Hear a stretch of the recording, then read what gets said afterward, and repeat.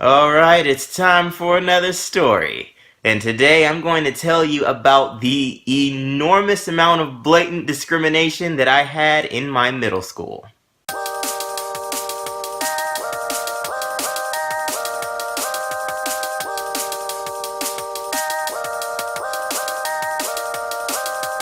Hello everybody, I hope you guys are doing good today. Now, I know what you're thinking, and it is not what you're thinking, okay? When I say discrimination, like I normally don't really talk about this in my vlogs, but I don't mean anything regarding race. You know, like I said, I grew up, in all black schools, or you know how that goes.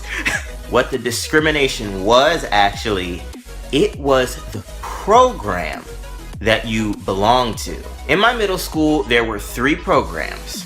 There was the TAG program, abbreviation for talented and gifted, so those were the smart kids. There were just ordinary kids, like they didn't really have a name. It was just, I don't know, kids, so they weren't in, anything. And then there were what was called the comp kids. Comp was short for comprehension or comprehensive. So those were the 3 types of 3 types of kids in my middle school. Now I was in the TAG program, so I can only say this from my perspective, from being a TAG student and being an observer to everything that was happening. It was quite interesting. I'll be honest, I'm not even really sure if the ordinary students was in on this. What I experienced, it was mostly between just the TAG kids and the comp kids, because I never, to be honest, I never really experienced any discrimination except for one time, which I will get to, but I noticed it was just mainly between those 2 programs. You had the TAG kids thinking that the comp kids were basically stupid. They were stupid, they were noisy, they were loud, and they were in the way. You had the comp kids who were thinking that the TAG kids were smart, were stuck up, pretentious, nerdy, and all that other stuff. The funny part, I actually think that both parties had some truths to the stuff that they were saying. Unfortunately, the comp kids, they were very loud. They were normally like the troublemakers in the school. But being a TAG kid, yeah, there were a lot of stuck-up, pretentious kids, it wasn't that many, but there were, a good handful that thought, they were better than other people. Now, I'm gonna say this, I don't really think that had anything to do with the program. I think that was just the individual, because, you had loud and crazy, kids in the TAG program, and then you had the smart, stuck-up, pretentious kids who were, in the comprehensive. So that was the funny part. It's that people just kept grilling other people based on their program. I don't even really think they noticed or cared that it was just the individual person. Now, to actually get into the actual discrimination portion, like I said, I can only say how it was on the TAG perspective. I don't know how it was like for the comp kids. I have some ideas, but the main thing that I noticed with how the TAG kids were treated is that we were highly, I guess the word that comes to mind is policed by the faculty of the school. It's like the school had its rules, and it was almost like that for the regular students and the comprehensive students. It was almost like it was optional for them to follow them. But the TAG kids, however, no, it was absolutely no way. It's like they would set a rule and then would basically just donate all of their energy and time into making sure that the TAG kids follow that rule, and were, punished for it if they didn't. There was a time actually where in my class, I don't know how it happened, I don't know how, what was going on, but it was actually a group conversation between every person in my class who was talking about the times that they got discriminated against from the other teachers, because that was actually the worst of it.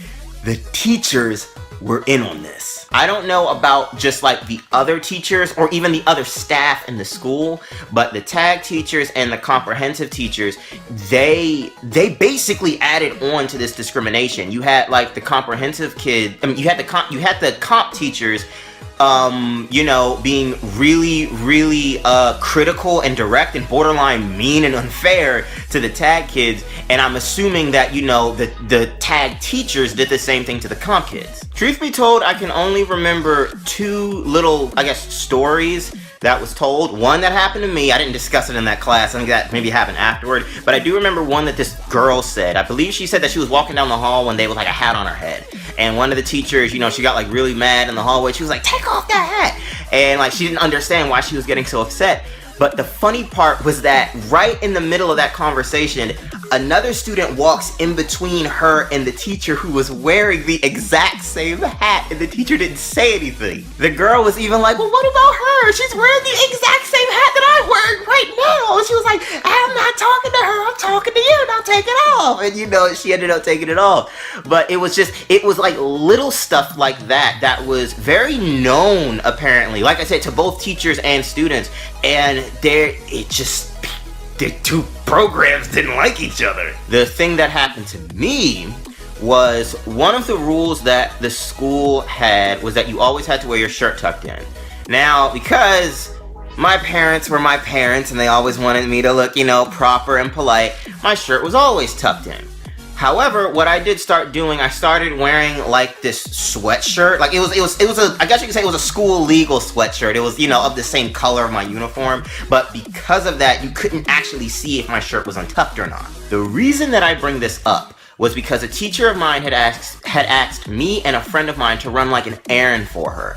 We run the errand, and on our way back, we actually get stopped by a hallway security guy. I don't know what happened, but he was just being like extremely, I don't know, like he was just taking it way too seriously. I really can't find the word right now, but it's like he saw us from across the hallway, and he was like, you two, stop. And we looked at each other, we were like, okay. He comes over to us and basically is just like analyzing us to make sure that we were following every single rule. It's like he looked at my friend, his shirt was untucked, he was like, tucking your shirt. He looked at me, he was like, tucking your shirt, and I raised up my sweatshirt, I was like, my shirt is tucked, But then it's like he spent like a good 10 minutes talking to us about the school rules. There was even a poster on the wall about the school rules, and he brings us to the poster and is going down every single rule, telling us which, that we need to follow all of them. Like at this point, me and my friend were pretty much thinking that, our teacher's gonna think that we're goofing off, because this never should have taken this long. The ridiculous part that I remember about that encounter, however, was that as he was giving us this whole speech about following the school rules, there is another kid at the end of the hallway jumping around, yelling, playing with his friends, doing whatever. And that kid, I believe, was actually known. Like, how you kind of have just some kids that are known in the school? I believe he was the more or less known, I can't even say class clown, more like school clown. I remember really not liking that kid. He never actually interacted with me personally, but I remember just everywhere I'd go, he'd always be yelling, always be screaming, always just making a fuss, making, a fool of himself. And nobody really said or did anything. It was almost like he was friends, I think, with some of the faculty. I guess, I don't know, like I said, obviously the security guy, because like I said, it's not like he was hiding it,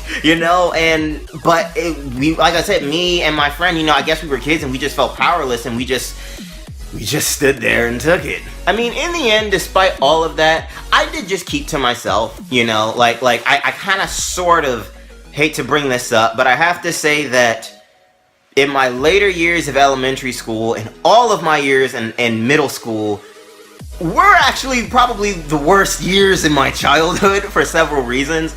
That is a part that plays a small role, but because you had the staff and the, and the other kids doing that, I just kept to myself. So even though you had, you know, teachers yelling and, you know, being rude to students when they really, you know, had no reason to be, on both sides. Like I said, I can't really give you any examples of how it was like on like a comp student side, but the best way that I could probably, like I said, that I think that I have an idea, was that I remember that the tag teachers were also complaining. Like I said, I feel like both sides kind of had like, you know, some type of merit to their argument, but the main thing that I remember the tag teachers were complaining about was just how misbehaved and crazy that a lot of the comp kids were. And their biggest complaint was exactly what me and my friend had experienced, where it seems like that the comp kids can basically just do and say whatever they wanted and not suffer any form of consequence, but a tag kid does like one thing wrong that isn't even really much of a thing wrong, like having a shirt untucked, and he's like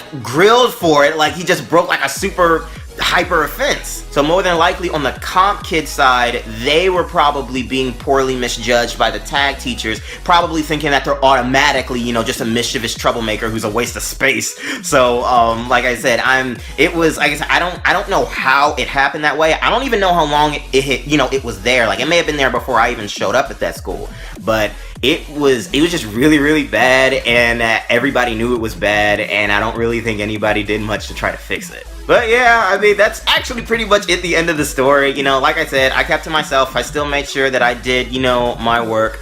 There are a lot, I actually have a lot of stories to tell within my middle school age. And like I said, in middle school, that's when I was 12 and 13 years old. A lot of things happened when I was 12 and 13 years old.